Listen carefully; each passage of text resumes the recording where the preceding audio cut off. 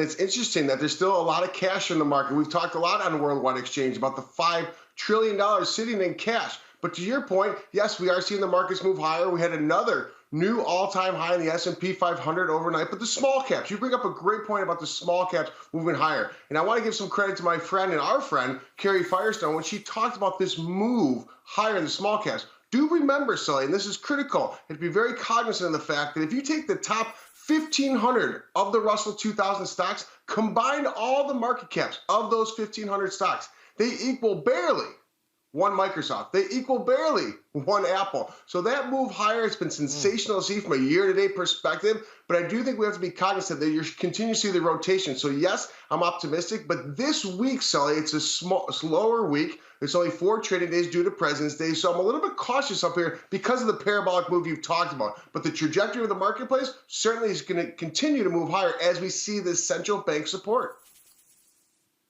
And you wonder, though, that rotation maybe coming out of Microsoft and into the Russell 2000, and shout out to Kerry and a few others like our friend Dan Vrew back in June and July said this is the place to be. Is that rotation likely going to continue in the small cap space? Because to your point, as they go up, they become less small and their valuations certainly grow, Jeff. Well, short term, the answer is yes. If we look at our matrix, we use a lot of relative strength powered by NASDAQ Dorsey, right? And the relative strength is telling us that small caps will continue to move higher. But to your point, you're right. Small caps have lagged for years. In this last 6 months, this movement, this dispersion, they're just playing a catch-up trade. I know we talked about the catch-up trade in the large cap equities. Maybe this is more of a mustard trade, and we've seen tremendous outperformance. So I think it does cool off, but short term, the technicals are still lining up for small caps to prevail. You just said the mustard trade after saying ketchup, and I just got to say, Jeff Kilburg, I do not relish you saying that one single bit. Is there anything in the ETF? See what I did there? Anything in the ETF market, technology, anything outside the Russell 2000 that you and your team are finding delicious right now?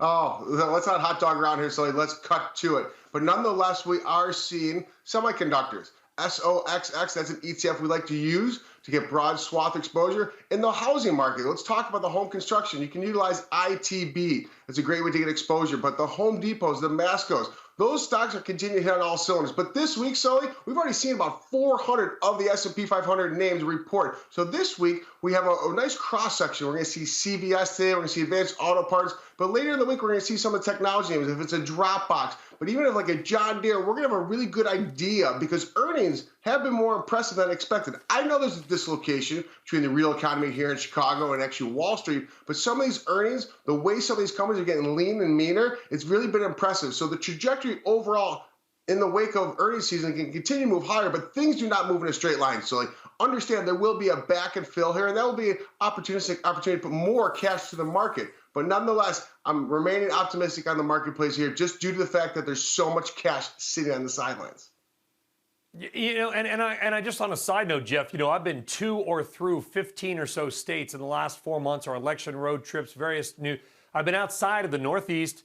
You know, I popped a day in for Chicago. I've not been to California, obviously. And I'm just going to say there are 2 economies in America right now. There's the Northeast where everybody's sort of, you know, hunched over. When you get out of the Northeast, Jeff, and Florida and other, I'm sure your friends have told you about this.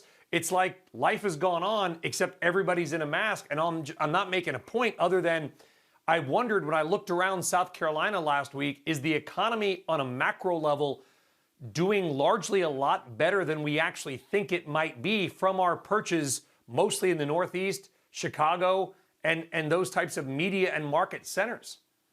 Well, I think what you've experienced, Sully, and I'm a little upset with you because you came to Chicago and you didn't notify me, but one of the things that you really brought up is the pent-up demand in our economy. People are looking to find some form of normalcy. So I think that's the next move higher in the stock market is when you see the consumer. And this week, don't forget, we have retail sales, we have PPI, so we'll get a better understanding of the actual consumer this week. But the bigger picture, yes, it's going to be interesting to see how we find the vaccine continue to accelerate. If we get that acceleration, we continue to get optimism. If we get that optimism, that's the global demand. That's why you're seeing crude oil at $60. That's why you're seeing the 10-year at 1.25.